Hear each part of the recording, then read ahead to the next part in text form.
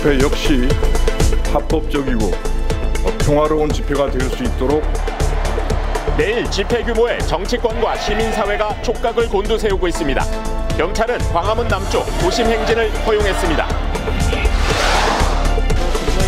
특종 비망록, 정윤회 묵건 파문 때 청와대가 검찰 수사에 깊이 개입하고 경찰을 회유하려 했습니다. 서창석 서울대 병원장이 최순실 일가 단골병원 의사와 20년 지기였습니다. 대통령 주치의 선정에도 최 씨 입김이 작용했다는 의혹이 일고 있습니다. 정유라를 꺾은 승마 선수, 사업가 부친은 경기 뒤에 검찰 계좌 추적 등 권력기관에 압박을 당했다고 증언했습니다. 문고리 3인방과 최순실이 사라지자 박 대통령 직접 수석을 찾아 업무 보고를 받고 있습니다. 갤럽 지지율은 지난주처럼 5% 최저치를 기록했습니다. 트럼프 당선인이 백악관을 방문한 뒤 오바마 정책을 뒤집겠다고 밝혔습니다. 북한 김정은 백령도 코앞 군부대를 시찰했습니다.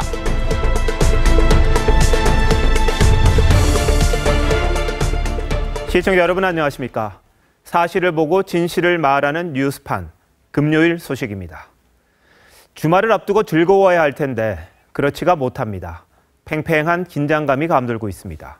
네, 박근혜 대통령 퇴진을 촉구하는 대규모 주말 집회가 서울 도심에서 열립니다. 규모가 엄청날 거란 예상이 많은데 평일 촛불 집회가 열리고 있는 광화문으로 가보겠습니다. 자, 홍현주 기자, 지금 현장 분위기 어떻습니까? 네, 대규모 도심 집회가 열리고 있는 하루를 앞둔 오늘 촛불 집회는 그 어느 때보다도 긴장감이 흐르는 분위기입니다. 오늘 집회에는 평소보다 많은 500여 명이 참여를 했는데요. 전국에 분수령이 될 것으로 보이는 내일 주말 세 번째 집회는 2000년대 들어 최대 규모가 될 전망입니다. 주최 측인 민중총궐기 투쟁본부는 노동단체 등 15만 명과 일반 시민 등을 포함하면 적어도 60에서 70만 명, 최대 100만 명까지 모일 것으로 보고 있습니다. 경찰은 집회 참여 인원을 17만 명 정도로 예상하고 있습니다. 지난 2008년 광우병 촛불 집회 때 경찰 추산 8만 명이 모인 것과 비교하면 2배가량 많은 규모입니다. 전국 각지에서도 많은 사람이 참여합니다. 광주에서 전세버스 160대, 부산에서도 140대를 타고 상경하는 등 전국 각지에서 적어도 7만 명이 넘는 인원이 서울로 옵니다. 주최 측은 내일 집회는 철저하게 평화적으로 진행하겠다고 강조하고 있습니다. 광화문 촛불 집회 현장에서 TV조선 홍현주입니다. 내일은 서울 시내 곳곳에서 행진과 집회가 계속됩니다. 네, 언제 어디서 뭐가 열리는지 박성재 기자가 알려드립니다. 대규모 집회는 오후 2시 동시다발 집회로 시작됩니다. 서울대학로에서 청년 학생들의 집회가 열립니다. 서울 종로 2가에서는 청소년 시국대회가, 남대문에서 농민대회가 열리는 등 9개의 집회가 동시에 열립니다. 오후 4시 이들은 서울광장의 민중총궐기 대회에 합류합니다. 시위대는 이곳에서 박근혜 정권 퇴진을 요구하는 집회를 가진 뒤 대규모 행진을 시작합니다. 행진은 모두 5개 경로입니다. 서대문을 거쳐 청와대 쪽으로 가는 코스와 정동 사거리를 거치는 시위대, 을지로 입구에서 종각과 조계사를 거치는 코스, 한국은행 교차로에서 안국역을 통해 가는 시위대, 그리고 광화문 광장에서 경복궁을 거쳐 청와대로 향하는 코스입니다. 청와대를 북쪽에 두고 도심에서 둘러싸는 형태로 진행됩니다. 경찰은 시위대의 행진을 광화문 세종대왕상을 기준으로 제한하기로 했습니다. 네, 종로 을지로가 교통 대란이기 때문에 광화문 앞 일공로는 차량 통행을 위해서라도 확보해야 됩니다. 행진이 끝난 뒤 광화문 광장에서는 저녁 7시부터 범국민 행동 문화제가 개최됩니다. 앞서 전인권, 이승환, 이효리 등 가수들은 현 시국을 담은 노래를 발표했습니다. 길가에 멀어지다.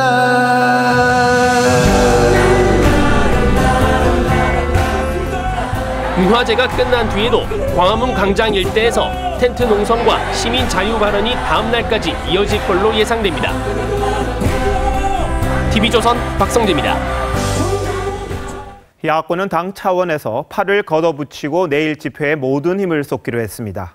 촛불에 힘입어 대통령 하야를 촉구하겠다는 건데 문재인 전 대표도 참석하겠다고 했습니다. 박소영 기자입니다. 더불어민주당이 내일 서울 광화문에서 열리는 최순실 국정농단 사태 규탄 촛불 집회에 당 차원에서 참석하기로 했습니다. 지도부는 5시에 열리는 촛불 집회에 참여해서 민심을 경청하기로 하였습니다.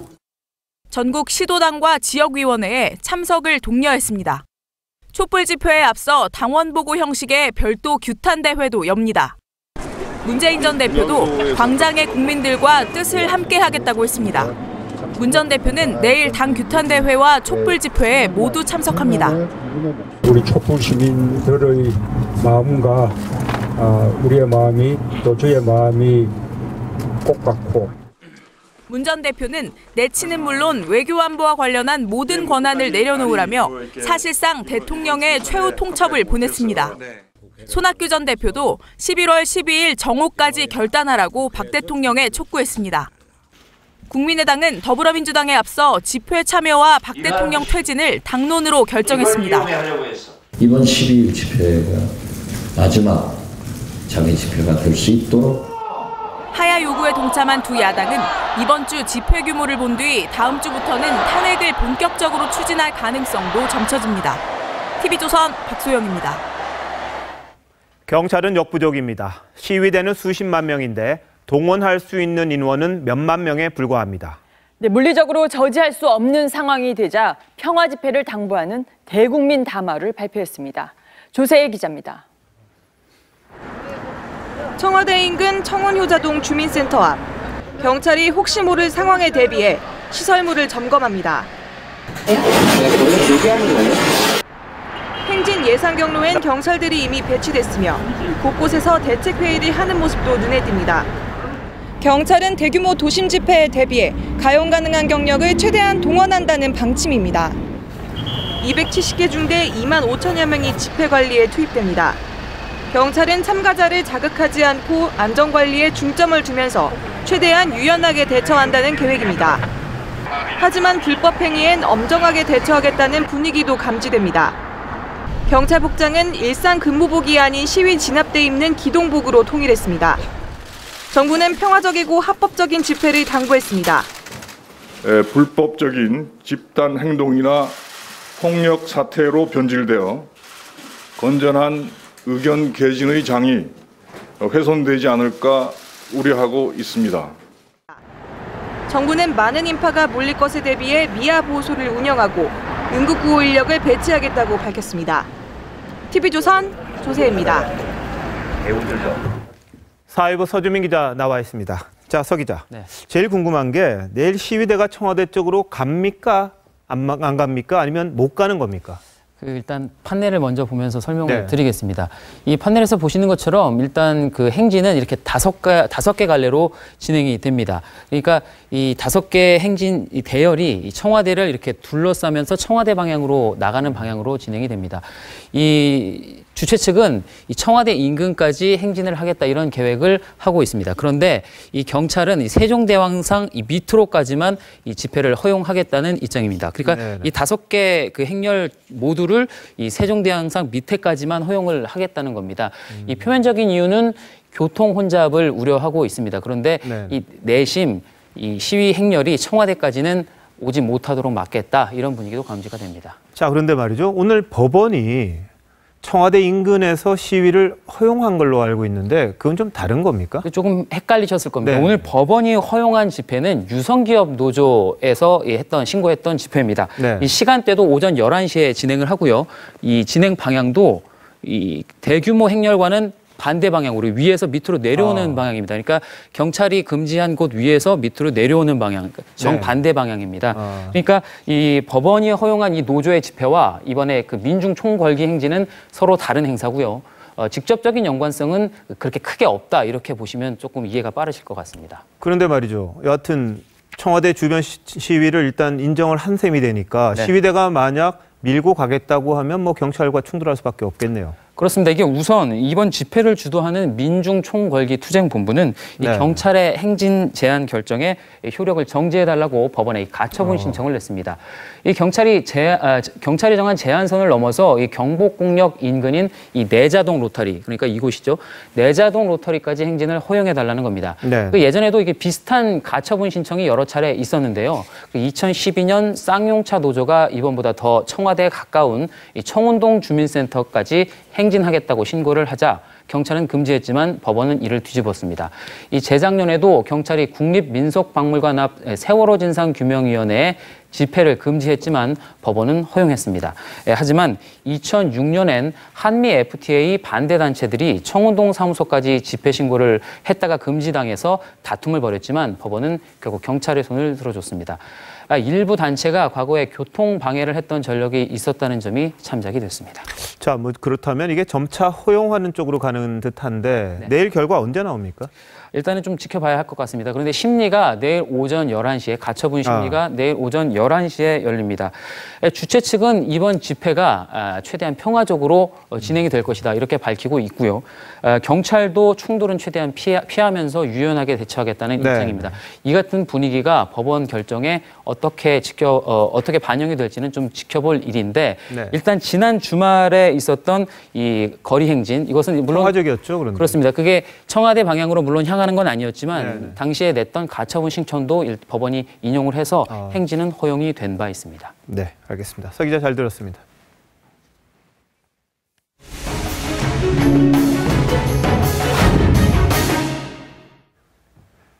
어제 뉴스판은 고인이 된 김영한 전 민정수석이 청와대에서 생활했던 210일 동안을 적은 비망록을 특종 보도해드렸습니다. 오늘도 계속해서 박근혜 청와대의 문제를 고스란히 엿볼 수 있는 역사의 현장으로 가보겠습니다. 김 전 수석의 비망록을 보면 세상을 뒤흔든 최순실 국정농단 사태는 2014년 정윤회 게이트 때 검찰이 수사를 제대로 했다면 좀 더 일찍 막을 수 있었습니다. 당시 검찰은 한 달 만에 수사 결과를 내고는 정윤회 문건 자체가 허구라고 발표했습니다. 아무 문제가 없다면 왜 청와대가 뒤에서 그 사건을 무마하려고 했을까요? 김영한 비망록을 통해 알아봅니다. 한우리 기자의 특종 보도입니다. 2014년 11월 28일 정윤회 씨와 비선 실세 모임이 있다는 정윤회 게이트 보도가 나옵니다. 이날 김영한 전 민정수석의 비망록에 적힌 청와대 회의 결과에는 식당 CCTV 분석이라는 내용이 있습니다. 검찰 수사 전 청와대가 정윤회 씨가 드나든 음식점의 CCTV를 먼저 확인하려 한 것으로 보입니다. 다음 날 청와대는 검찰 수사 착수를 논의한 것으로 적혀 있는데 이틀 뒤 검찰은 수사에 착수합니다.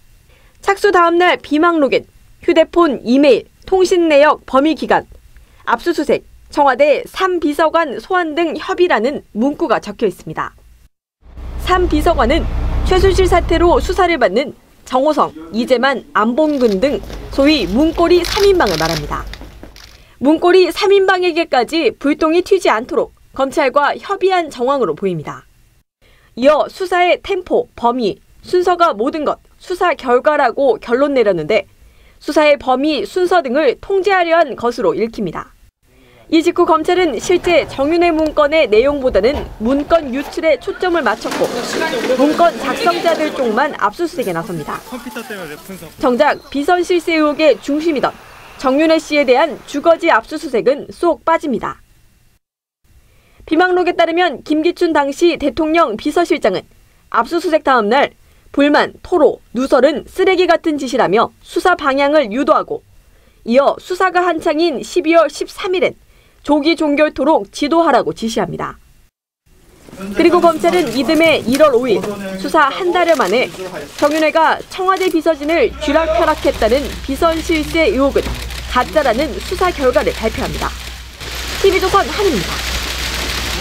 아무도 최순실을 말하지 않던 때 대한민국 권력 서열 1위로 최 씨를 꼽았던 사람이 있습니다. 정윤회 보고서를 작성했다가 구속된 박관천 전 경정인데 청와대가 회유하려 한 정황이 드러났습니다. 이어지는 단독 보도 김태훈 기자입니다. 2014년 11월 24일 세계일보가 청와대 정윤회 씨 감찰 의혹을 제기하자 비상이 걸린 민정수석실. 하루 만에 정윤회 게이트 사건 관계자들을 대부분 파악합니다. 비망록에는 안봉근, 정호성, 이재만 전 비서관을 포함한 소위 10명의 십상시 명단과 정윤회 게이트 관련자들의 이름이 적혀 있습니다. 아직까지 알려지지 않은 다수의 신상도 빼곡합니다. 그리고 이틀 뒤인 11월 26일 문건 작성자 박관천 전 경정에 대한 조치가 논의됩니다. 승진까지 염두에 둔 듯 좌천 승진 가능 보직 선정이라는 문구가 보입니다. 하지만 11월 28일 세계일보가 정윤회 문건을 공개하고 곧 박 전 경정의 실명이 거론되자 사정은 달라집니다. 비망록엔 박관천이 불안해하고 있다면서 기자와 통화도 녹음됐다고 적혀 있습니다. 형사처벌과 징계는 입증이 곤란하다고 돼 있지만 박 전 경정은 3주 뒤 구속됩니다. 박 전 경정은 정윤회가 비선실세라는 문건을 작성한 2014년 초부터 김기춘 당시 비서실장의 눈밖에 나 보복성 인사를 당한 것으로 전해집니다. 청와대에서 나오면서 도봉서 같으면 잘 못 간 거죠. 이쁜 테레비 밖에서 나온 건 아니니까. 박 전 경정은 비밀누설죄로 징역 8월에 집행유예 2년을 선고받았고 대법원의 판단을 기다리고 있는 상태입니다. 당시 뒤집어 쓴 뇌물죄는 무죄를 받았습니다. TV조선 김태훈입니다. 검찰은 최순실 사태와 관련해 우병우 전 민정수석을 조사할 예정입니다. 그런데 검찰 수사 라인을 보면 과연 그게 가능할지 궁금해집니다. 2014년 정윤회 문건 사건을 조사했던 당사자가 이번 수사를 맡았습니다. 우 전 수석과 어떤 관계인지 한번 보시죠. 조덕형 기자입니다. 지난해 1월 정윤회 게이트 수사 결과는 비선 실세는 없다였는데 이는 청와대 입맛대로였습니다. 정윤회의 국정 개입 의혹과 관련하여 구체적인 범죄 혐의를 추단할 만한 단서는 발견되지 않았습니다. 수사는 김순환 당시 서울중앙지검장 밑으로 유상범 3차장과 임관혁 특수 2부장이 맡았습니다.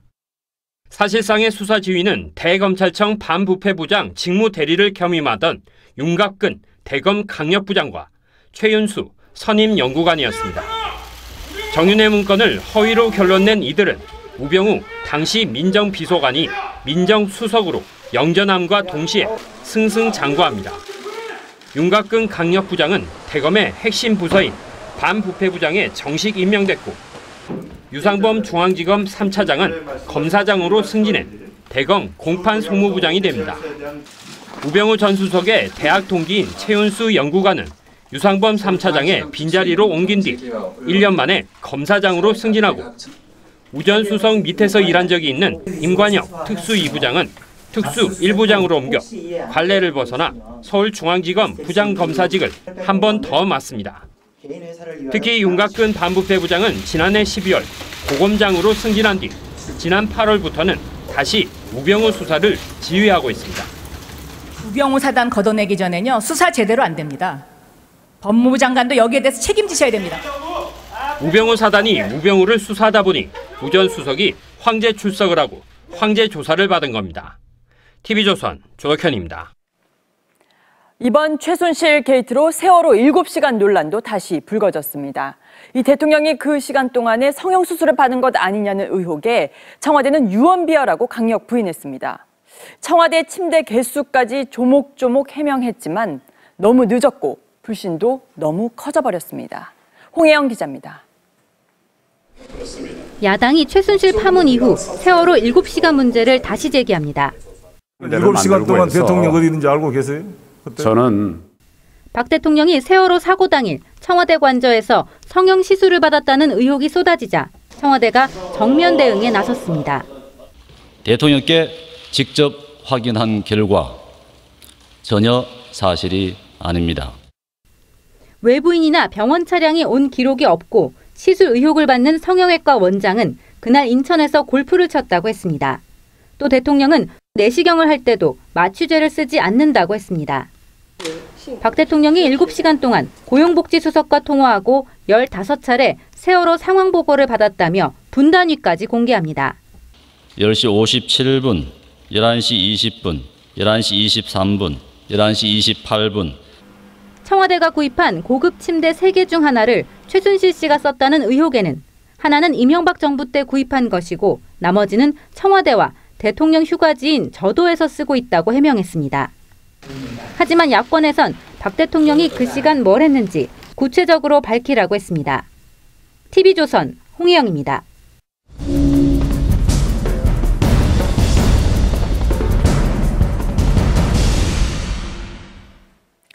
세월호 사고 당일인 2014년 4월 16일 오전 10시부터 오후 5시. 청와대의 해명에도 대통령의 이 7시간 행적에 대한 의혹은 계속 커져가고 있습니다. 진실은 무엇일까요? 판포커스에서 더 깊이 들어가 봅니다.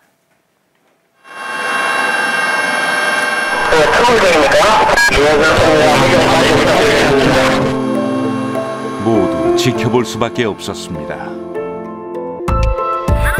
차디찬 바닷속 아이들의 소리 없는 절규, 온 국민의 간절한 기도 속에 골든타임은 속절없이 흘렀습니다. 박근혜 대통령이 중앙재난안전본부를 찾은 건 사고 접수 8시간 반 뒤, 총력 구조를 지시한 지 7시간 뒤였습니다. 이때 꺼낸 말이 구명조끼를 학생들은 입었다고 하는데 그렇게 발견하기가 힘듭니까 지금요? 갇혀 있기 때문에 구명조끼가 의미가 크게 없는 것 같습니다. 그래서 지금 갇혀 있을 때 세월호 7시간 의혹의 발단입니다. 풍문을 의혹으로 처음 만든 건 일본 산케이 신문입니다. 박근혜 대통령 여객선 침몰 당일 행방불명, 누구와 만났는가라는 제목의 칼럼, 증권가 정보지, 이른바 찌라시를 언급하며 証券街の関係筋によれば、それは朴大統領と男性の関係に関するものだ. 비선 정윤회와의 미래설을 제기합니다. 시민단체들의 고발과 이어진 재판. 사실대로 증언하겠습니다. 법정에서 칼럼은 허위로 판명났습니다. 정윤회 씨가 세월호 참사 당일 대통령이 아닌 역술인 이모 씨를 만난 사실이 밝혀졌습니다. 박 대통령이 부모 영정 앞에 잔을 놀립니다. 그 옆에 종교인은 불교인지 유교인지 복장이 애매합니다. 그리고 등장하는 살풀이춤. 2009년 유경수 여사 단신제인데 이른바 박근혜 구판 사진으로 인터넷에 떠돕니다. 세월호 구판 의혹이 커진 건 영세교 창시자 최태민과의 관계가 드러나면서부터입니다. 최태민의 20주기가 2014년 4월 20일, 이날이 일요일이라 나흘 앞당겨 16일에 구판을 벌였다는 주장입니다. 청와대에서 구술했다는 이야기까지 나오는데 이는 결코 사실이 아니라는 점을 대통령이 청와대에서 프로포폴을 맞고 성형시술도 받았다. 최순실이 해당 병원의 단골이다. 그 병원과 의사는 청와대 특혜를 받았다. 이 의혹들이 세월호 7시간과 연관지어지기 시작합니다. 한 인터넷 매체는 세월호 사고 당일 박 대통령 얼굴에 붓기와 멍자국이 있었다며 의혹을 증폭시킵니다. 바늘 끼워갖고 이렇게 실 넣는 거, 그거 몇 개 하자고 7시간을 보냈다는 건 상식적으로 이해는 안 가요. 피부 시술을 해줬다는 의혹을 받는 성형외과 김모 의사의 설명은 전혀 저는 세월호 때 그 운동을 했기 때문에 전혀 상관없습니다. 김 원장은 하이패스 통행 기록과 골프장 영수증을 그 증거로 제시합니다. 차움병원 역시 대통령 진료, 최순실을 통한 대리 처방 의혹을 부인합니다. VIP는 물론이고 그에 관련된 분이 하나도 안 오셨어요. 4월 16일 일부러 확인했어요. 그때는 없어요 그거. 괴담을 자초한 건 청와대입니다. 2년 7개월간 모호한 답변으로 일관해 왔습니다. 정확한 특정 시간에 어느 위치를 말씀드린다는 것은 장차 경호상 큰 문제를 이야기할 수 있기 때문에 이제 대통령이나 청와대가 사실을 밝힌다고 해도 국민들이 진실로 받아들이기엔 너무 늦어버렸는지도 모릅니다. 요즘 사진 한 장이 국민들 속을 뒤집어 놓는 경우가 많은데요. 자, 최순실, 정유라 씨 가족이 독일에서 호텔 개업 파티를 하는 모습입니다. 날았돈 재벌돈을 빼돌려서 자기만의 제국을 만들어 놓고 편안하게 웃는 이 사진에 국민들은 또 공분했습니다. 지난 6월엔 이렇게 멀쩡해 보이는데 휠체어는 왜 탔는지. 임유진 기자입니다. 독일에서 촬영된 최순실 씨 모녀. 정유라 씨 남편으로 추정되는 남성과 독일행을 도운 데이비드 윤, 한국인 수행원, 승마 코치 크리스티안 캄플라데, 그리고 호텔 지배인 박모 씨가 함께 찍혔습니다. 최순실 씨는 100만 원대에 달하는 프랑스 최고급 명품 에르메스 팔찌를 차고 있고, 민소매 드레스를 입은 정유라 씨는 양쪽 어깨와 팔에 타투를 드러냅니다. 지난 6월 23일 최 씨가 비덱 타운우스 호텔을 사들인 뒤 연 개업 파티 사진입니다. 정유라 씨 아들로 추정되는 어린아이도 최순실 씨 손을 잡은 채 포착됐습니다. 뒤에서는 자기들끼리 이제 자기도 그렇게 살고 있으면 국민으로서는 보기 안타깝죠. 되게 화가 나고 그렇죠. 이런 가운데 정유라 씨 귀국 여부가 관심입니다. 정 씨 변호인인 이경재 변호사는 검찰이 소환하면 응하겠다며 귀국 가능성을 시사했습니다. 온라인으로 낸 이화여대 자퇴 신청서를 마무리하려면 정 씨가 직접 학교에 나와야 하는 점도 귀국 가능성을 높입니다. 현재 진행 중인 정 씨에 대한 교육부 감사는 다음 주 후반 마무리될 걸로 예상됩니다. 감사 결과 부정 입학으로 결론나면 정 씨의 이대 입학 자체가 취소될 수도 있습니다. TV조선 임유진입니다. 비리 인사들이 검은 돈을 감출 때면 어김없이 등장하는 대여금고. 자, 이번 검찰 수사에서도 예외 없이 등장했습니다. 최순실 씨의 비밀 대여금고엔 대체 뭐가 들어있었을까요? 최우정 기자입니다. 검찰이 어제 최순실 씨의 은행 대여금고를 압수수색했습니다. 특별수사본부는 KEB하나은행 서울 소재 지점에 있던 최 씨의 대여금고에서 보석과 계좌 입출금 전표 등을 확보했습니다. 대여금고에 현금은 거의 없었던 것으로 알려졌습니다. 검찰 관계자는 최 씨의 대여금고 존재 여부를 알기 쉽지 않았다며 찾는 데 시간이 걸렸다고 설명했습니다. KEB하나은행의 경우 검색 시스템에 이름을 입력하면 대여금고 보유 여부가 바로 나오는 것으로 알려졌습니다. 최 씨는 이 대여금고를 본인이 아닌 다른 사람 이름으로 개설해 사용한 것으로 보입니다. 최 씨가 차명으로 대여금고를 만들었다면 심부름을 해준 인물이 누구인지도 주목됩니다. 검찰은 현지 압수물을 분석해 최 씨의 개인 회사 설립 목적과 숨겨둔 재산 등을 파악하고 있습니다. 검찰은 대여금고 외에도 최 씨의 금융거래 내역 전체를 확보했다고 밝혔습니다. 검찰은 지난달 31일 시중은행 8곳을 압수수색했지만 최 씨의 자료를 요청하지 않아 보여주기식 수사를 한 것 아니냐는 비판을 받았습니다. TV조선 최우정입니다. 최순실 일가의 재산이 수천억 원대로 알려져 있는데 과연 제대로 환수할 수 있을까요? 김현웅 법무부 장관이 오늘 국회에서 최순실의 불법 재산을 모두 환수하겠다면서 특별법도 검토하겠다고 했습니다. 과연 가능할지 최지연 기자가 분석했습니다. 검찰에서 재산 환수 문제에 대해서도 아마 최대한 신속하게 조치를 취할 걸로 알고 있습니다. 최순실 씨가 불법 부패 범죄로 취득한 재산에 대해선 몰수, 환수하겠다는 겁니다. 현행법으로 몰수 추징이 어려운 경우 특별법 검토도 가능하다고 했습니다. 최순실 불법 재산을 몰수하려면 특별법이 필요하다고 생각합니다. 동의합니까? 지금 그런 특별법이 만약에 국회에 제출이 되면은 그때 가서 충분히 법리 검토와 이런 것들을. 최 씨에게 적용된 직권 남용과 사기 미수에는 몰수 추징 조항이 없습니다. 몰수가 가능한 범죄 수익 은닉에 관한 법률 등은 아직 적용하기 어렵습니다. 야권은 박근혜 대통령 취임 이후 최 씨의 범죄 수익을 환수하고 아버지 최태민 씨 때부터 내려온 부정취득, 불법 청탁 재산도 몰수하는 특별법 제정을 검토 중입니다. 최태민 또한 1970년대부터 국전을 농단하고 불법적인 재산상의 이득을 획득한 것으로 밝혀지고 있습니다. 국가가 몰수하도록 해야 한다는. 최태민 씨의 의붓아들인 조순재 씨는 박정희 전 대통령 서거 직후 최 씨가 박 전 대통령 개인 자금을 가져갔다고 육성 증언했습니다. 낙통 돌아가시고 나서 바로 돈이 조성이 됐는데 현재 최 씨 일가의 재산은 국내외 부동산 등 3천억 원에 이르는 것으로 알려졌습니다. TV조선 최지원입니다.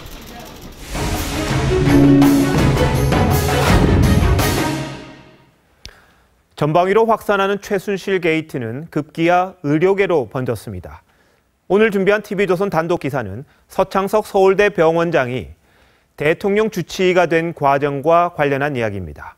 서 원장과 최 씨 일가 주치의가 상당히 오래된 관계였습니다. 네, 최 씨 일가 주치의는 자기 전공 분야가 아니어도 의사를 소개해주는 등 최 씨와 일가족같이 지냈습니다. 송지욱 기자입니다. 서창석 서울대병원장은 2014년 9월부터 1년 6개월가량 대통령 주치의로 활동했습니다.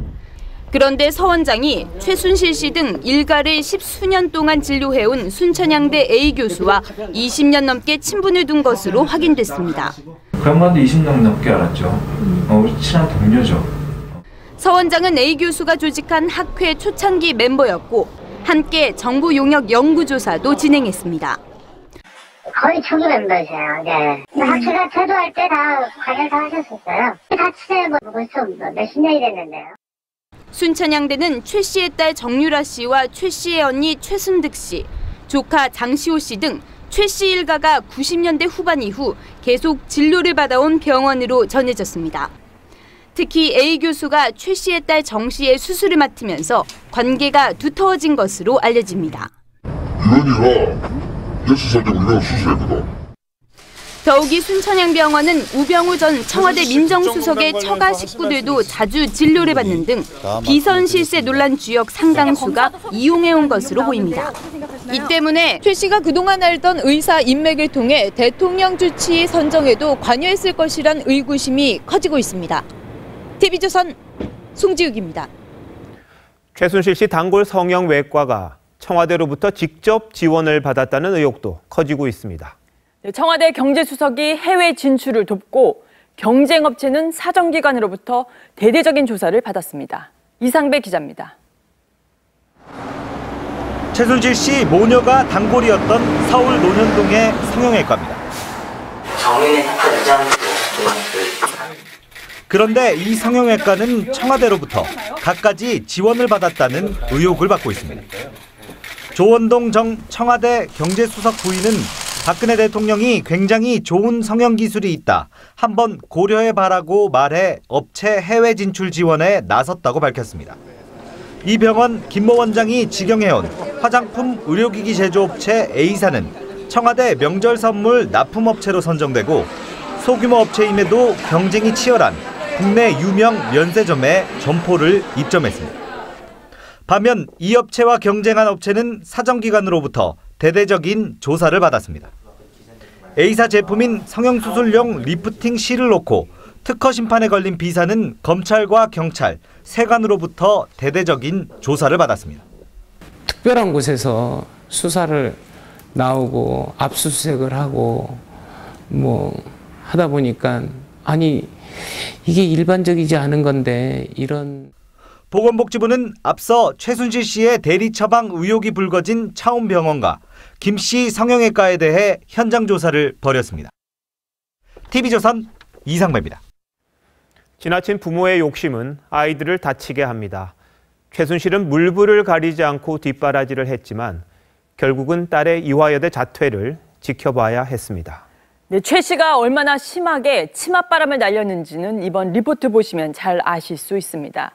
이 자신의 딸을 꺾고 1등한 선수의 아버지를 검찰이 조사하게 한 것으로 드러났습니다. 신유만 기자의 단독 보도입니다. 더불어민주당 안민석 의원은 오늘 국회에서 열린 승마인 기자회견에서 최순실이 딸 정유라를 국가대표로 만들기 위해 검찰까지 동원했다고 말했습니다. 2013년 4월 상주대회. 정유라를 꺾고 1위를 차지한 김모 선수의 아버지는 검찰로부터 계좌 조사를 받았습니다. 우리 회사 두 군데 하고 직원들 통장을 이제 싹 다 거래 내역을 다 뽑아봤다고요. 세무조사 이런 거 하게 되면 그 훔쳐서 사업이나 하겠어요. 내가 꼼짝하지 마라 이 말 같아요. 그로부터 1년 후 정유라는 석연찮은 판정 속에 국가대표로 선발됐습니다. 당시 선발 전 영상을 본 스페인 심판은 기본기가 부족하다며 좋은 점수를 받기 어려운 실력이라고 말했습니다. 왜 치명적인 실수를 하고도 국가대표가 되었을까요? 정유라는 선발 전 첫날 12위에 머물렀지만 둘째 날에는 갑자기 2위에 올랐습니다. 쉽게 하면 김연아가 은근방에 세 번 찍은 거나 손현재가 공을 한 서너 번 놓친 거나 같잖아요. 국정농단의 중심에 서 있는 최순실. 자신의 목적을 위해서는 수단과 방법을 가리지 않았습니다. TV조선 신유만입니다. 오늘 국회에선 하루 종일 최순실 사태와 관련한 의혹 제기와 폭로가 넘쳐났습니다. 이유경 기자입니다. 더불어민주당 박영선 의원은 최순실 씨가 검찰 인사에 개입하고 김학의 전 법무차관의 별장 성접대 사건 처리에도 영향을 미쳤다고 주장했습니다. 김학의 차관의 누나, 최순실 자매와 친분이 있는 그 이유 때문에 그런 거 아닙니까? 안민석 의원은 최순실 씨 조카 장시호 씨가 대포폰을 6대나 개설했고 그 가운데 한 대를 박근혜 대통령이 썼다는 의혹을 제기했습니다. 6대를 개설해서 대통령께도 드렸다는 대포폰입니다. 대통령이 대포폰을 쓴 것에 대해서 어떻게 생각하세요? 청와대는 터무니없는 허위 주장이라며 자중을 바란다고 해명했습니다. 안 의원은 최순실 씨 언니 최순득 씨가 베트남과 캄보디아로 재산을 대거 빼돌리는데 외교 횡령을 이용했다고 폭로하기도 했습니다. 김경진 의원은 박근혜 대통령을 피의자로 입건해야 한다며 박근혜 피의자의 사건 번호와 이름 등을 즉시 검찰 전산망에 입력해야 한다고 주장했습니다.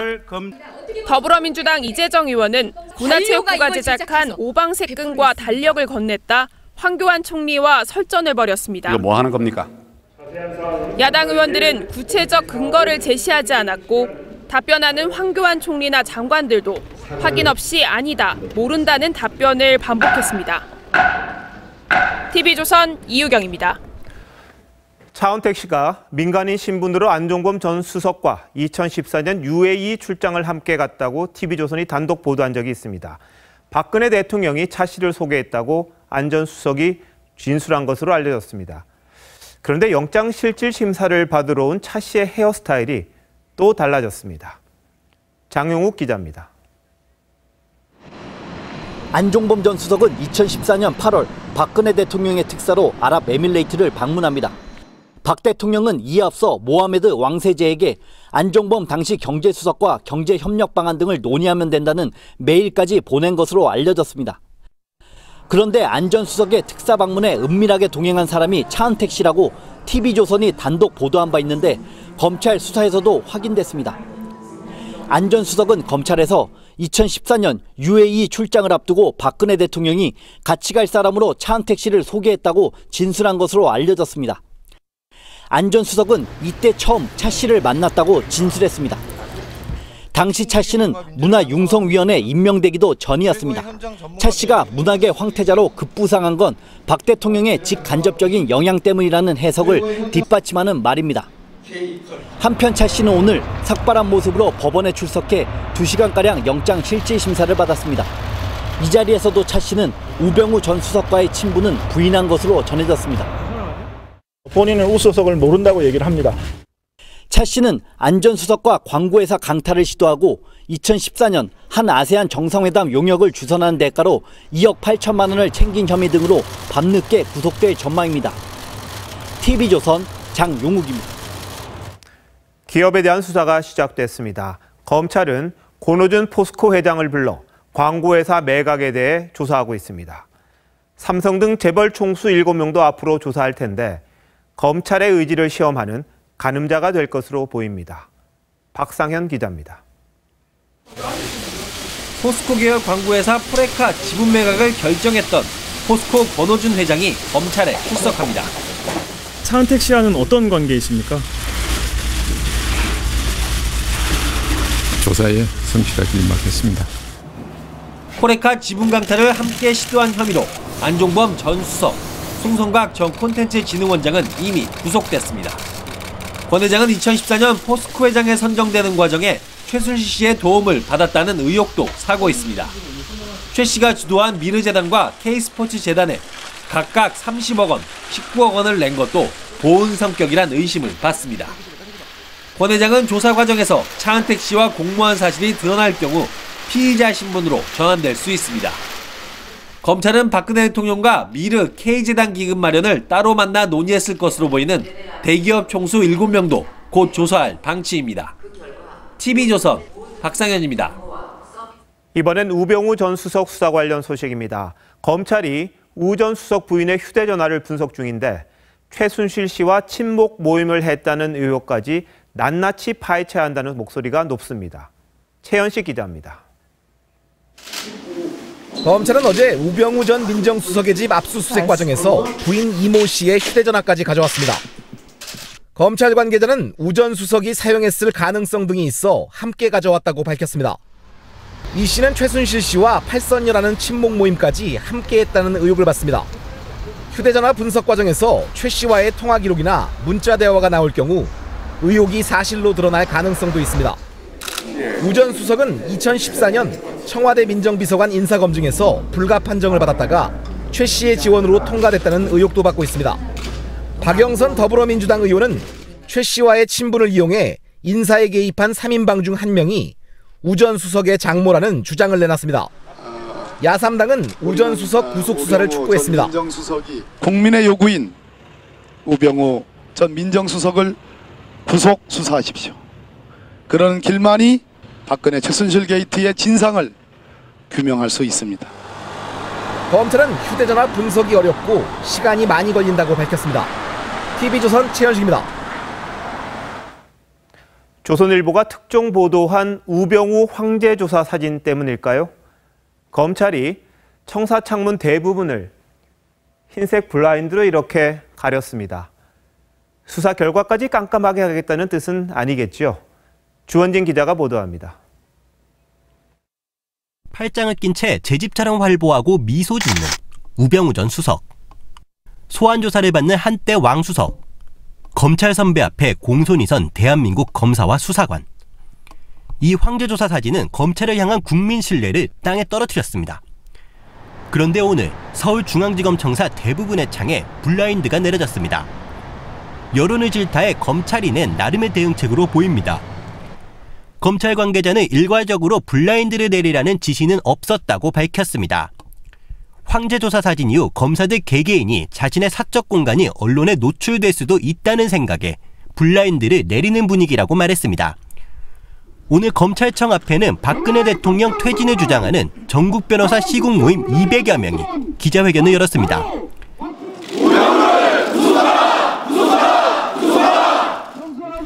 검찰은 우 전 수석은 아직 피고발인 신분이고 재소환 일정을 잡지 않았다고 밝혔습니다. TV조선 주한진입니다. 최순실 게이트와 함께 또 다른 뇌관인 LCT 게이트. 장본인인 이영복 회장이 어제 체포됐는데요. 이 회장은 1,000억 원대 비자금을 조성해서 정 관계와 법조계에 로비를 벌인 혐의를 받고 있습니다. 자, 이 회장이 입을 열기만 하면 부산을 넘어 전국구 게이트로 파장이 커질 것으로 보입니다. 하동원 기자입니다. LCT 사업 시행사 이영복 회장이 탄 호성버스가 검찰청사로 들어옵니다. 부산지검 특수부는 어젯밤 체포한 이영복 회장을 불러 본격적인 조사에 들어갔습니다. 비자금 조성 혐의 인정하십니까? 검찰에서 성실하게 조사받겠습니다. 검찰 수사는 1,000억 원대로 추정되는 비자금 조성 과정과 로비 대상에 초점이 맞춰졌습니다. 검찰은 이영복 회장에 대해 횡령과 사기 혐의를 적용해 오늘 밤 구속영장을 청구할 계획입니다. LCT는 해운대에 101층과 85층 주상복합단지를 짓는 2조 7천억 원 규모의 초대형 개발 사업. 검찰은 도시계획 변경과 인허가, 대출 과정에서 이 회장이 청와대와 여권 고위 인사, 부산 정관계 인사 등에게 로비를 벌였다는 단서를 포착한 것으로 알려졌습니다. 이 인사들이 LCT를 지을 수 있도록 일반 미관직으로 변경해주고 포스코 건설이 시공을 맡도록 도움을 준 것으로 보고 있는 겁니다. 이 회장은 서울 강남 재력가들로 구성된 최순실 계에도 가입한 것으로 알려졌습니다. 혹시 최순실 씨와 만나거나 전화 통화한 적 있습니까? 부산 정관계는 바짝 긴장하고 있습니다. 일부에선 전 현직 국회의원과 고위공직자 이름까지 떠들고 있습니다. TV조선 하동훈입니다. 로비의 귀재로 알려진 이영복 회장. 최순실 씨와 1,000만 원짜리 개를 같이 했다는 의혹까지 나옵니다. 혹시 두 게이트에 접점은 없는지 이런 걸 보는 것도 바로 검찰 몫이겠죠. 이 회장이 어떤 인물인지 박성철 기자가 보도합니다. 이영복 회장은 지난 1993년 부산 다대만덕지구 택지전환 특혜 의혹 사건을 통해 로비의 귀재로 떠오릅니다. 1,000억 원 넘게 시세 차익을 챙기면서 특혜 시비와 정관계 로비 의혹이 불거졌습니다. 부산시 최고위층 인사와 정치권 인사들이 비리에 연루됐다는 소문이 파다했지만 이 회장은 끝까지 입을 닫았습니다. 입을 다물고 꼭 있어가지고 잡히 들어가가지고 구속되고 나오고 난 다음에 재기 발판으로 LCT를 시작한 거야. 해운대 LCT 사업도 판박이었습니다. 이영복 회장은 LCT 사업 부지의 도시계획을 변경해 건축 제한을 푼 데 이어 예정에도 없던 주거시설을 대거 포함시키는 수완을 발휘했습니다. 누군가 뒤를 봐주지 않았다면 불가능했다는 지적입니다. 이 회장은 부산에서 유명한 고급 술집이었던 해운대 오션타워를 중심으로 각계각층의 사람들을 만나 친분을 쌓은 것으로 알려졌습니다. 이 과정에서 지난 2013년 손해자 문제로 사임한 최동욱 전 검찰총장을 내연녀 임모 씨와 연결시켜줬다는 얘기도 나옵니다. 당시 최 전 총장은 부산지검 동부지청에 근무했습니다. 이 회장은 최근엔 최순실 계획까지 가입한 것으로 드러나 주변을 다시 한번 놀라게 했습니다. TV조선 박성철입니다. 진작에 좀 그럴 걸 좀 늦은 감이 있습니다만 대면 보고를 잘 받지 않던 박근혜 대통령이 스타일을 바꿨다고 합니다. 청와대 참모들이 근무하는 건물에까지 내려왔습니다. 지금이라도 소통의 길을 더 넓혔으면 어떨까 합니다. 김미성 기자가 보도합니다. 지난해 신년 기자회견. 대면 보고를 받지 않아 불통 논란을 부른다는 기자들의 지적에 박근혜 대통령은 이렇게 반문했습니다. 대면 보고가 그렇게 중요하다고 생각하시면 지금까지 했던 대면 보고를 좀 더 이렇게 늘려나가는 방향으로 하겠습니다만은 그게 필요하다고 생각하세요? 장관 대면조차 기피하던 대통령의 업무 스타일이 최근 바뀌었습니다. 박 대통령은 한광욱 비서실장과 허원재 정무수석, 배성래 홍보수석 등에게 수시로 대면 보고를 받는 것으로 전해집니다. 최순실 사태 이후 임명된 인사들입니다. 특히 배성래 홍보수석에게는 기자회견 중에도 수시로 대통령의 전화가 걸려옵니다. 박 대통령은 수석 비서관들이 있는 위민관을 직접 찾기도 합니다. 수석 비서관들과 몇 시간씩 회의를 열어 어떻게 사태를 해결할지 대책을 묻고 경청하는 것으로 전해집니다. 오랜 시간 곁을 지켜온 문고리 3인방과 최순실 씨가 사라지면서 생긴 변화입니다. 오늘 청와대가 세월호 사고 당시 7시간 성형시술 의혹과 대포폰 의혹에 대해 적극 부인하면서 실시간 대응에 나선 것도 민정수석실의 의견을 그대로 반영한 결과로 전해집니다. TV조선 김미선입니다. 새누리당 이정현 대표가 야당에서 새로운 주군을 찾은 듯한 문자 메시지가 사진기자 카메라에 잡혔습니다. 국민의당 박지원 비대위원장에게 보냈던 건데 알고 보니 한참 전이었습니다. 2달 전 문자를 박 위원장이 꺼낸 이유가 뭔지 전 그게 더 궁금합니다. 김보건 기자입니다. 카메라에 찍힌 국민의당 박지원 비대위원장의 문자입니다. 새누리당 이정현 대표가 비서 소리는 이제 그만해달라며 공당의 장수인데 견디기 힘들다고 푸념하자 박 위원장이 그러니까 잘하라고 답합니다. 이어 이 대표가 충성이라고 여러 번 하자 박 위원장은 나한테 충성 말고 대통령을 잘 모시라고 했습니다. 새누리당 이준석 전 비대위원은 현 지도부의 사퇴 수습 방식이 이런 읍소나 야합이라면 즉각 사퇴해야 한다고 했습니다. 보도 과정에서 전화번호가 노출돼 이정현 대표에게 불만 문자와 전화가 폭주하기도 했습니다. 막대 과자 사진과 함께 박 대통령과 나눠 드시라고 하거나 충성을 반복하는 등 비아냥이 대부분입니다. 이 대표는 결국 휴대전화 번호를 바꿨습니다. 박 이 원장은 지난 9월 23일 당대표가 아니라 대통령 비서라고 이 대표를 비난한 뒤 주고받은 내용이라고 해명하고 이 대표에게 사과했습니다. SNS에도 밝혔으니까 좀 참조해 주시죠. 본회의장의 맨 뒷자리에 앉는 박 이 원장이 의도적으로 문자 메시지를 노출했다는 의심도 사고 있습니다. TV조선 김보건입니다. 청와대에 이어 여당의 지지율도 무너지고 있습니다. 새누리당 지지도가 창당 이후 최저치로 떨어졌습니다. 반대로 박근혜 대통령의 국정 운영에 대한 부정평가는 최고치를 갱신했습니다. 조정린 기자가 보도합니다. 최순실 사태 이후 내용에 빠진 새누리당 지지율도 박근혜 대통령과 동반 추락했습니다. 새누리당 지지율은 역대 최저인 17%까지 떨어졌습니다. 한나라당 시절인 지난 2004년 3월 노무현 전 대통령 탄핵 역풍을 맞았을 때 18%보다 낮습니다. 더불어민주당과 국민의당은 각각 31%와 13%를 기록했습니다. 전통적 텃밭인 대구 경북에서도 지지율 26%로 민주당에 뒤지는 등 모든 지역에서 1위 자리를 뺏겼습니다. 박근혜 대통령 지지율도 2주째 최저치인 5%에 머물렀습니다. 국정운영 부정평가는 90%로 최고치를 다시 갈아치웠습니다. 대선 주자 지지도에선 반기문 유엔 사무총장이 이전 조사보다 6%포인트 떨어진 21%로 박빙의 선두를 지켰습니다. 문재인 민주당 전 대표는 19%, 안철수 국민의당 전 대표는 10%로 뒤를 이었습니다. 반기문, 문재인, 안철수 3자 대결에서는 문 전 대표가 33%, 반 총장이 32%, 안 전 대표 17%로 문 전 대표가 1위를 차지했습니다. TV조선 조정린입니다. 서울 광화문에서 지난달 29일 첫 번째 촛불 집회가 열렸습니다. 그런데 그날 새누리당 친박계 의원들이 골프를 쳤습니다. 주말에 각자 계산을 했다니까 그런가 싶었는데 그린피를 할인받고 저녁 식사 대접까지 받았습니다. 김영란법 위반 논란이 일고 있습니다. 신정훈 기자가 보도합니다. 새누리당 친박계 의원 4명은 지난달 29일 충북 단양에서 골프 모임을 가졌습니다. 박근혜 대통령 퇴진을 요구하는 촛불 집회가 처음 열린 날입니다. 골프 모임 참석자는 이현승, 권석창, 문진국, 김순례 의원 4명.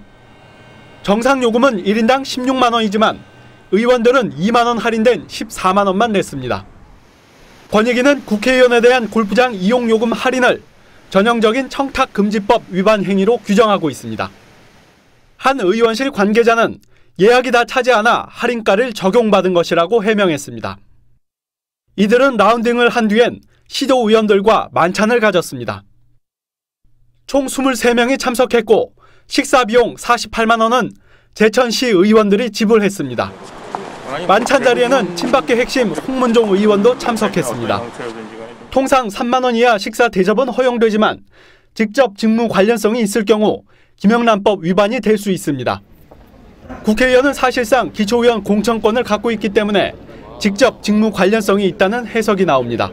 국회의원의 직무 관련성 유무는 소속 상임위원회가 어디인지가 중요한 판단 기준이 될 수 있을 것입니다. TV조선 신정훈입니다.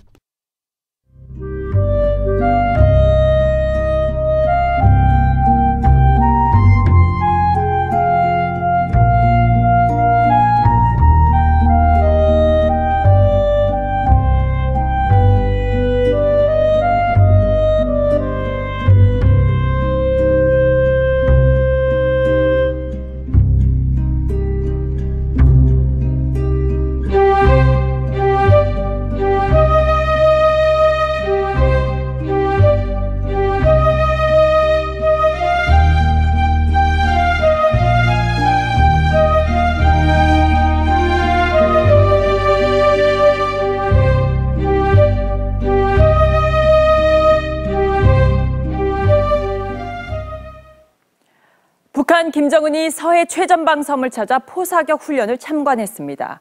미국 대선에서 트럼프가 당선되자 트럼프 길들이기를 해보겠다는 심산인 것 같습니다. 이채연 기자입니다. 북한 김정은이 황병서, 리명수 등 군 수뇌부와 함께 작은 배를 타고 섬마을에 도착합니다. 섬 지도를 펼쳐놓고 포사격 훈련을 지휘합니다. 김정은이 방문한 마합도는 백령도에서 18km 정도 떨어진 곳으로 최전방에서 직접 대남 무력 시위를 벌인 겁니다. 마합도 방어대라는 부대명도 처음으로 공개됐습니다. 김정은 동지께서는 싸움이 터지면 마합도 방어대 군인들이 한몫 단단히 해야 한다고 하시면서 구체적인 훈련 일시를 밝히지 않았지만 미국 대선에서 도널드 트럼프의 승리가 확정되던 즈음으로 추정됩니다. 북한은 트럼프 당선 직후 조선 핵포기는 흘러간 옛 시대의 망상으로 오바마 행정부의 실패를 따라가지 말라고 경고했습니다. 미국의 대선 등 정세 변화가 예상되는 시기에 맞춰서 바깥의 북한에 대한 정책 전환을 촉구하는 우리 정부는 북한이 서해상에서 도발할 가능성을 배제하지 않고 있습니다. 북한이 언제든 도발할 수 있다는 판단 하에 한미당국 간 긴밀한 공조에 만반의 대비 태세를 갖추고 김정은이 트럼프 행정부 출범 전 무력 도발에 나설 수 있다는 관측이 나옵니다. TV조선 이채연입니다. 미국으로 가보겠습니다. 자, 트럼프 당선인이 정권 인수를 위해서 적수 오바마 대통령을 만났습니다. 자, 오바마는 그동안 트럼프가 대통령 자격이 없다고 맹비난해왔는데 자, 이제 트럼프의 본격적인 복수극이 시작되는 걸까요? 지선호 기자입니다. 대통령 당선 하루 만에 도널드 트럼프 당선인은 워싱턴 DC로 날아가 오바마 대통령을 만났습니다. 예정 시간을 훌쩍 넘겨 90분 동안 외교와 국내 정책 등 국정 현안을 논의했습니다. We talked about some of the organizational issues in setting up a White House. We talked about foreign policy. We talked about domestic policy. Everything we can to help. 트럼프는 오바마 대통령과 대화가 순탄치만은 않았음을 내비쳤습니다. We discussed a lot of different situations, some wonderful and some difficulties. 트럼프 당선인은 곧바로 의회를 찾아 공화당 1인자 폴 라이언 하원 의장 등을 만나 오바마 정책을 손보겠다는 뜻을 내비쳤습니다. In fact, truthfully, we can't get started fast enough. And whether it's healthcare or immigration, so many different things. 트럼프 측은 또한 오바마 대통령의 클린턴 사면에 반대하며 클린턴 재단 수사 의지를 강하게 밝혔습니다. 루돌프 줄리아니 전 뉴욕시장은 심각하고 충격적인 문제가 있다며 클린턴의 유무죄 여부는 시스템에 맡겨둬야 한다고 말했습니다. 클린턴 재단은 클린턴이 국무장관 시절 여러 기업과 단체로부터 대가성 기부금을 받았다는 의혹을 받고 있습니다. 다만 트럼프가 당선 직후 클린턴의 오랜 공직 생활에 감사의 뜻을 표현한 만큼 실제 수사로 이어질지는 미지수입니다. TV조선 지선호입니다. 트럼프의 내각과 비서실은 과연 어떻게 구성이 될까요? 자, 이단아란 별명답게 과거와는 꽤 다르겠죠? 윤혜웅 기자가 예상합니다. 다시 위대한 미국을 꿈꾸는 트럼프. 기존 정치권에 대한 반발 심리가 그의 지지 기반입니다. How stupid are these politicians to allow this to happen? How stupid are they? 트럼프 정부 장관과 핵심 참모진에는 가족이나 최측근 그리고 CEO 출신들이 대거 진입할 전망입니다. 우선 법무장관으로는 루돌프 줄리아니 전 뉴욕시장 이름이 가장 많이 나옵니다. 국무장관에는 뉴트 깅리치 전 하원 의장이 유력한 가운데 기업인 출신 밥 코커 상원 의원, 존 볼튼 전 유엔 주재 대사도 물망에 오릅니다. 트럼프 당선인의 정권 인수위원장에 임명된 크리스 크리스티 뉴저지 주지사는 상무, 국토안보, 법무 등 세 부처 중 한 곳 장관으로 거론됩니다. 가족 중에서는 장녀 이방카와 사위 제러드 쿠시너의 중용이 예상됩니다. 특히 트럼프의 신입이 두터운 사위 쿠시너는 백악관 비서실장이 점쳐집니다. 기업 CEO 출신들도 대거 등용될 것으로 보입니다. 트럼프의 오랜 친구인 기업 사냥꾼 칼 아이컨과 헤지펀드사 듄 캐피털의 스티브 너친 CEO는 재무장관 후보입니다. 오바마 케어 저격수 존 리딩스리 MCG CEO는 보건장관, 셰일가스의 개척자인 해럴드 햄 콘티넨탈 리소시스 CEO는 에너지 장관으로 거론됩니다. 트럼프 취임 후 물갈이 될 주요 보직은 장차관급을 포함해 3,700여 명에 이릅니다. TV조선 윤태웅입니다. 네, 정치 속보입니다. 오늘도 배성규 정치부장과 함께합니다. 자, 배 부장. 네. 트럼프 시대가 열리면서 동북아 각국이 지금 외교 비상이라면서요? 네, 그렇죠. 지금 그 트럼프 당선 이후에 각국 정상들이 트럼프 당선자한테 손을 내미느라고 정신이 없습니다. 지금 이 화면 보시고 얘기하시죠. 트럼프 당선자를 잡기 위한 동북아 정상들의 메뉴 경쟁이 시작됐습니다. 발빠르게 움직인 일본 아베 총리. 하루 만에 트럼프 초대에 성공합니다. 북한 김정은은 한 손엔 햄버거, 한 손엔 미사일을 들고 트럼프를 유혹하네요. 박근혜 대통령도 초대장을 던졌는데 트럼프 일단 오케이 합니다. 그런데 문재인 민주당 전 대표 다음 정부에서 하자고 제동을 겁니다. 푸틴 러시아 대통령은 보드카 축배를 들자고 하고 시진핑 중국 국가주석도 트럼프 당선을 반기는데 촛불 앞에 선 박 대통령 트럼프 잡기에 성공할까요? 네, 지금 저 그림 보면은 조금 섬찟합니다. 네. 다들 엄청나게 지금 트럼프를 잡으려고 애를 쓰는데 자, 각국의 접근 방법은 조금씩 다른 거죠. 지금 저기 보신 것처럼. 네, 그렇습니다. 지금 뭐 트럼프는 전 세계적 관심사이고 또 도전 과제입니다. 그래서 이 각국이 어떻게든 트럼프랑 할 라인을 만들어 보자. 그래서 지금 노력을 하고 뛰고 있는데 표정은 다 다릅니다. 지금 보면 이 한국과 일본은 초비상입니다. 지금 동맹국이었지만 그동안 트럼프가 계속 독소를 내뱉어 왔고 그렇죠. 또 지금 언제 청구서를 내밀지 모릅니다. 그러다 보니까 야, 이거 여기서 뭔가 연결끈이라도 안 잡아놓으면 큰일 난다 해서 지금 절박하게 뛰고 있는 상황입니다. 그런데 뭐 아까 보셨지만 푸틴 대통령 아주 뭐 유유자적합니다. 축배를 들 분위기고 서로 같은 마초끼리. 그렇죠. 그런 부분이 분명히 있고 또 시진핑 중국 국가주석 클린턴 안 된 게 얼마나 다행이냐. 지금 안도의 한숨을 쉬고 있습니다. 근데 우리 같은 경우는 특히나 북한이 문제인데 그렇죠. 이 트럼프 당선자가 북한하고 대화 노선으로 나선다. 이럴 경우엔 우리의 기존의 북핵 제재라든가 대북 정책이 다 망가져집니다. 네. 그러니까 어떻게 보면 김정은이 트럼프와 햄버거를 먹어도 문제고 미사일을 쏴도 또 문제고 우리한테는 정말 딜레마가 돼버린 겁니다. 그런데 사실은 처음에 우려를 좀 했습니다. 지금 국내 상황이 워낙 어려우니까 박근혜 대통령이 트럼프와 전화 통화라도 할 수 있겠느냐 이런 생각을 좀 했었는데 다행히 했죠. 출발은 괜찮은 것 같습니다. 네, 통화를 하고 또 트럼프가 판타스틱 코리아 아주 좋은 얘기 많이 해줬죠. 네, 역시 그런 측면에서는 사업가예요, 그런 측면에서는 상당히 안도할 수 있을 것 같은데 이게 사실 어떻게 보면 당선 사례 같은 겁니다. 그냥 인사치레 한번 한 거죠. 근데 인사치레 한번 한 거 가지고 우리가 안도할 수 있느냐? 전혀 그런 건 아니고요. 아마도 트럼프가 던지는 시험지는 마구 날라올 겁니다. 그건 아마 풀기 힘든 난제들이 연속일 거고요. 거기엔 돈도 들고 동맹도 시험을 받을 겁니다. 그러다 보니까 이거를 제대로 할 수 있느냐 이런 우려가 나오는데 더 큰 문제는 지금 박 대통령이 국내적으로 너무 위기에 몰려 있다 보니까 외치 리더십을 전혀 발휘할 수가 없는 상황이란 거예요. 그러니까 힘을 밀어줘도 힘든 판에 지금 완전히 한 발은 이 늪에 빠져 있고 한 발 갖고 지금 트럼프에 다가가려고 하는데 이 트럼프 다루기가 쉽지가 않습니다. 그러다 보니까 위기 상황이다 이렇게 볼 수 있는 거죠. 자, 그런데 말이죠. 지금 야권은 대통령이 갖고 있는 외교권, 그러니까 외치까지 다 넘기라고 이야기하지 않습니까? 이런 상황이 바람직합니까? 지금 국내 상황도 굉장히 복잡한데 말이죠. 그렇죠. 지금 처음에는 내치만 넘겨라 했는데 지금 외치도 다 넘겨라. 5% 대통령이 뭘 하려고 하느냐?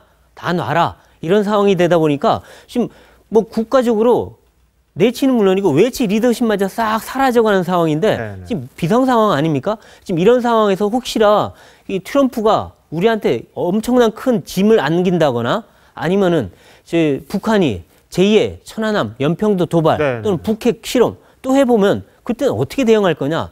이 국가적 안보 공백이 심각해지는데 지금 국민들은 박 대통령이 정상외교, 안보 다루는 거 달갑지 않게 생각합니다. 이러니까 이 국가적으로 그럼 누가 다룰 거냐 이거를 고국 총리도 없고 굉장히 공백이 심각한 상황입니다. 자, 그렇다면 결국 어떻게 해야 되는 겁니까?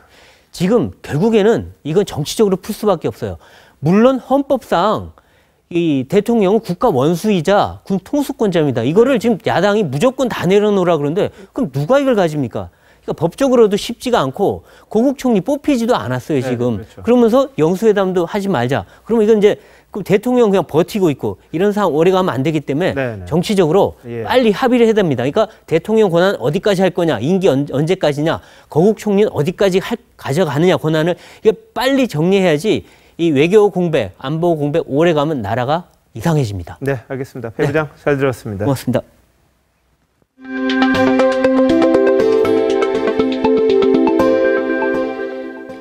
연탄. 저소득층에게는 아직도 추운 겨울을 날 수 있는 소중한 난방 연료죠. 그런데 올해는 유독 저소득층의 겨울 나기가 더 팍팍해질 것으로 보입니다. 왜일까요? 성민혁 기자가 현장을 취재했습니다. 지게에 연탄을 가득 실은 자원봉사자들. 연탄을 옮기느라 영하의 추위도 잊었습니다. 27, 28, 오케이. 아이고. 이렇게 연탄으로 겨울을 나는 가정은 아직도 16만 7천 가구나 됩니다. 저렴한 가격의 연탄은 저소득층에겐 없어서는 안 될 난방 연료입니다. 하지만 올해는 연탄만 생각하면 걱정이 앞섭니다. 정부의 지원금 삭감으로 7년 만에 연탄값이 15%나 올랐고 얼마 전에 연탄을 좀 구입했더니 80원이나 올랐더라고. 500원이었는데 580원. 이맘때면 줄을 잇던 각계각층의 후원마저 뚝 떨어졌습니다. 실제로 지난달 연탄 기부는 지난해 같은 기간에 비해 40% 가까이 줄었습니다. 경기 위축에다 김영란법 시행으로 기업들이 후원을 망설이기 때문입니다. 이제 기업이나 모임에서 후원에 대해서 많이 위축이 됐기 때문에 저희가 지난해보다 반 이상 모금이 지금 잘 안 되고. 서민들은 다가오는 겨울이 두렵기만 합니다. 그때 여름 같은 데는 그런 데를 어떻게 견딘다고 그러지만 이 겨울에 혹한 게 견디기는 굉장히 어려운 입장이거든요. TV조선 성민혁입니다.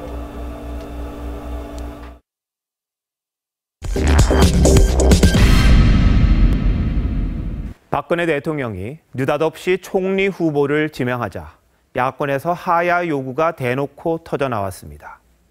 그런데 그날 야권 한편에선 30년 전 대선 얘기도 나왔습니다.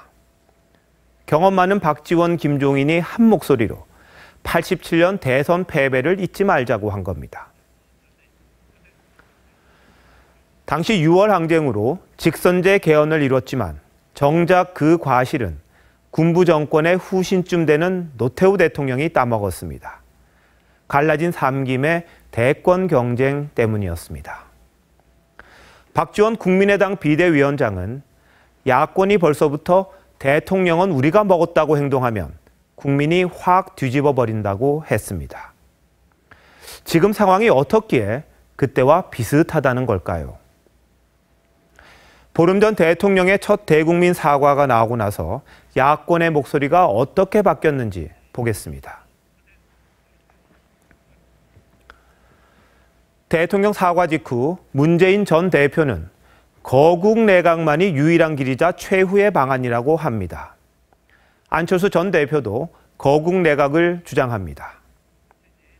나흘 뒤 새누리당이 거국 내각을 받아들이자 야당은 딴소리를 합니다. 진실 규명부터 하라며 거부한 겁니다. 문 전 대표는 국회가 새 총리를 제청하고 대통령은 국정에서 손을 떼라고 했습니다. 그러자 박 위원장이 한마디 합니다. 문 전 대표가 대통령이 된 듯 착각하고 있다. 야권의 목소리는 대통령 지지율이 떨어지고 촛불의 열기가 뜨거워질수록 점점 커집니다. 야 3당은 내일 있을 촛불 집회에 총동원령을 내렸습니다.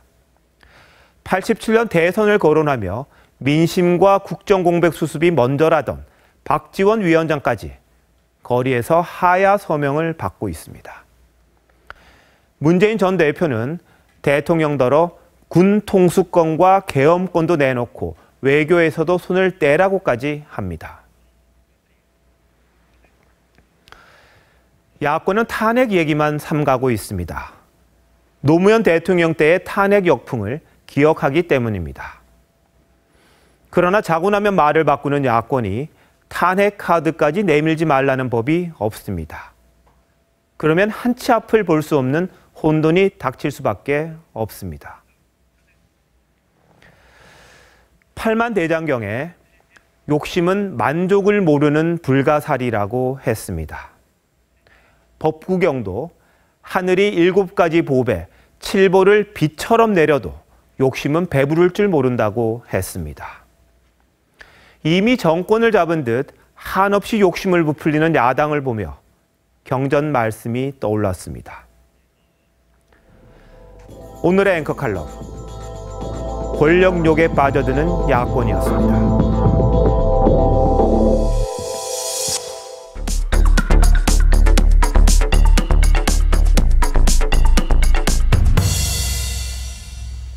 뉴스판 기상정보입니다. 오늘 밤 서해안을 중심으로 옅은 황사가 나타날 수 있습니다.